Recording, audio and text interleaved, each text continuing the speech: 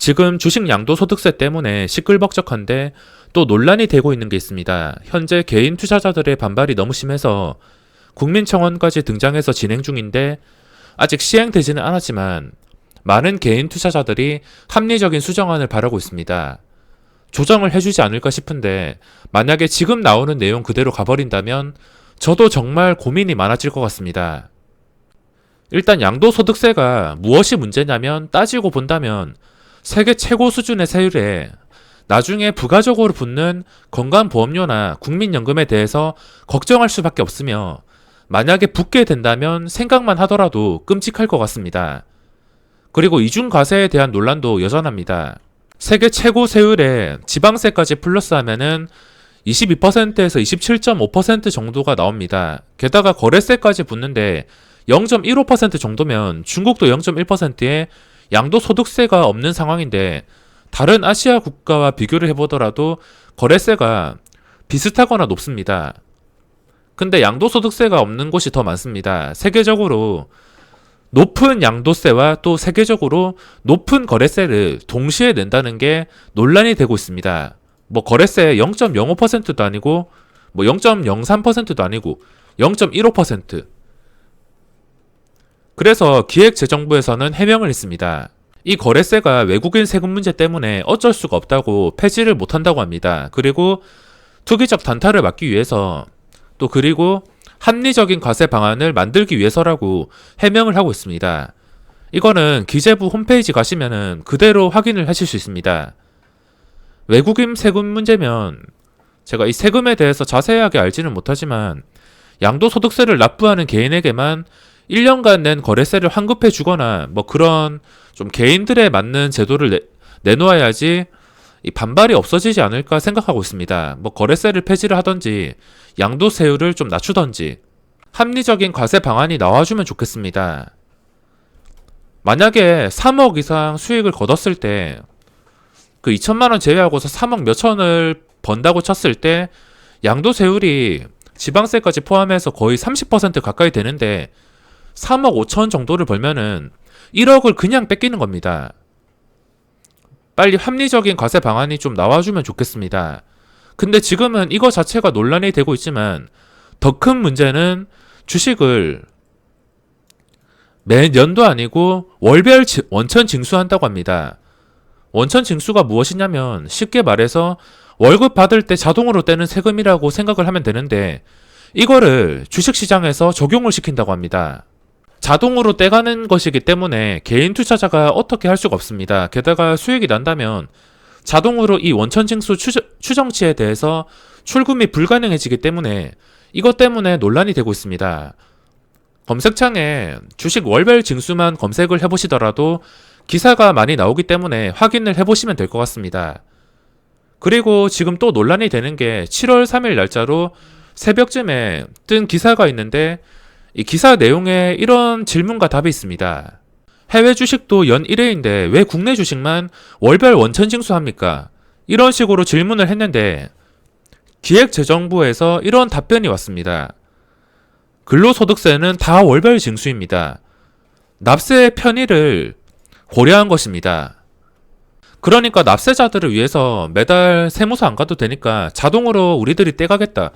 이런 말이라 볼 수가 있습니다. 근데 여기서 또 논란이 되는 게 근로소득세는 다 월별 징수입니다. 여기서 좀 코미디인데 이런 말이 나왔다는 것 자체, 발상이 나왔다는 것 자체가 지금 코미디입니다. 이 사람들은 무슨 주식이 매달 받는 월급처럼 꼬박꼬박 수익이 난다고 생각을 하는 것 같은데 이 주식시장에서 시장이 아무리 좋아도 꾸준히 매달 돈을 버는 개인 투자자는 정말 극소수입니다. 게다가 시장까지 안 좋아지기라도 한다면 아무리 수익이 난 게 있다 하더라도 그대로 이 시장에 반납을 하기 때문에 결국에 마이너스로 돌아서는 개인 투자자가 정말 많습니다. 한 달 운 좋게 수익을 보면은 그 다음날 손해를 보거나 그대로 날려버리는 게 개인 투자자인데 근로소득세랑 비교가 되고 있습니다.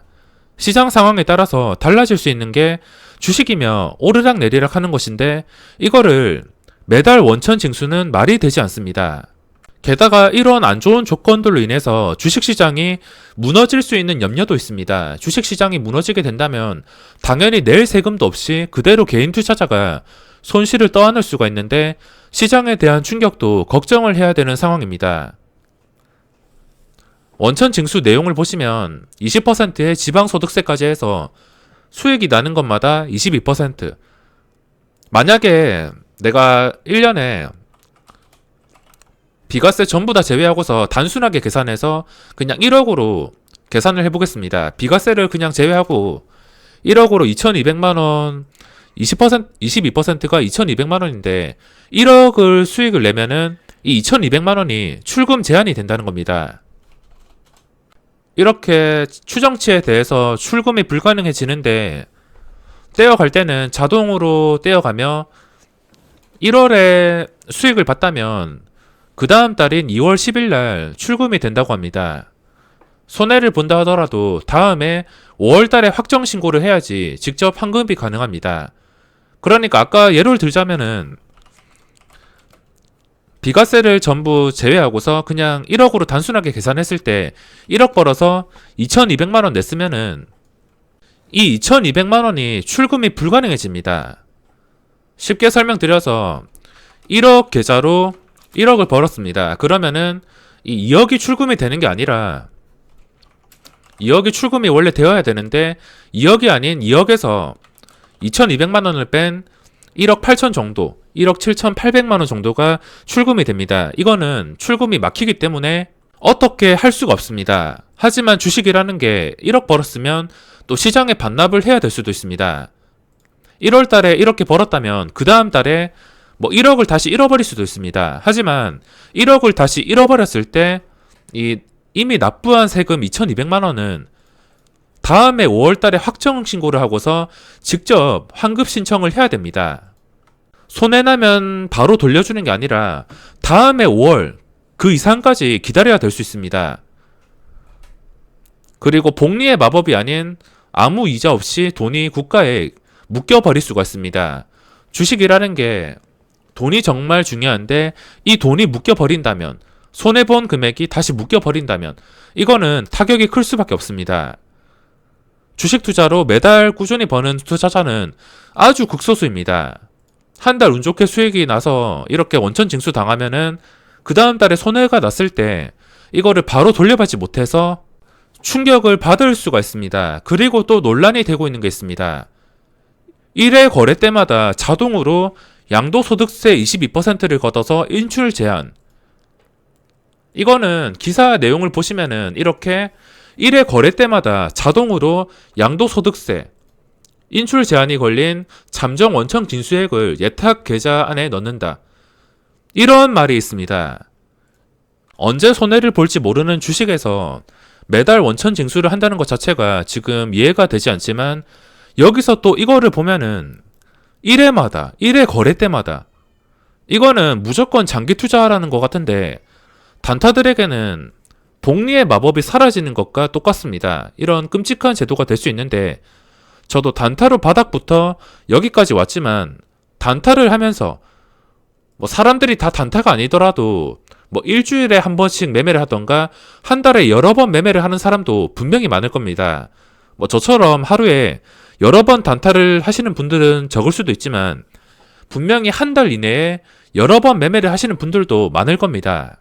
사람마다 다르겠지만 단타를 쳐서 성공하려면 복리의 마법이 정말 중요합니다. 저도 복리가 없고선 그냥 평생 그냥 500만원에서 수익 나는 거 인출하고 계속 인출하고 했으면 여기까지 절대 오지 못했습니다. 제가 좀 안정을 찾을 수 있었던 게 500만원으로 시작을 해서 그 500만원이 점점 복리가 되어서 늘어나면서 한 2천만원, 3천만원 제가 좀 안정을 찾을 수 있었던 게 3천만원 때부터인 것 같습니다. 사람마다 다르겠지만 3천만원에서 한 1억 정도까지는 잔고가 쌓일 때까지 복리의 마법으로 단타를 하는 것인데 이게 금지가 된다면은 안 좋은 조건에서 거래세까지 남아있는 상황에서 단타로 성공할 수 있는 확률은 더 희박해질 수밖에 없습니다. 수익이 있는 곳에 세금이 있다. 맞는 말입니다. 당연히 세금을 내야 되며 저도 지금 성실히 국가에 매달 5천만원씩 거래세를 납부하고 있습니다. 수익을 보던 손해를 보던 무조건 납부하고 있습니다. 이 말도 안 되는 거래세가 아깝긴 하지만 그래도 제 돈이 힘든 사람들에게 보탬이 될 수 있고 국가 재정에 보탬이 될 수 있어서 그 돈만 잘 써준다면은 저도 뿌듯할 것 같습니다. 수익이 있는 곳에 세금을 거두려면 거래세를 폐지하던가 해야지 이중과세에 매달 원천징수까지 해버리면서 수익이 있는 곳을 다 휘저어 버린다면 시장 자체가 무너져 버리고 거래가 줄면서 수익이 줄어들 가능성이 굉장히 높아집니다. 이 주식시장이 요즘에는 거래대금이 많이 붙고서 정말 잘 나가고 있지만 몇 년 전만 보더라도 지금 코스닥 거래대금이 하루에 최근에 좀 많이 줄었습니다. 최근에 시장이 좀 심상치가 않아서 코스닥 거래대금이 눈에 띄게 줄어든 것을 확인할 수 있습니다. 그 전에 11조 이렇게 나오던 게 거래대금이 죽어버린다면은 이 시장에서 할 수 있는 게 그렇게 많지가 않습니다. 지금 그래도 7조 원이 나온다 하더라도 예전 보시면은 하루에 4조 원, 3조 원 이렇게 시장이 심심했고 죽은 시장이었습니다. 저는 걱정되는 게 이 부분입니다. 시장에서 이렇게 거래량이 죽어버리면서 공매도가 또 활개를 치지 않을까. 개인 투자자가 다 빠지면서 시장의 활기가 죽어버리지 않을까. 개인 투자자가 아니더라도 큰 손들이 빠지면서 주식의 활기가 죽어버릴까. 이런 것들이 걱정이 될 수밖에 없습니다.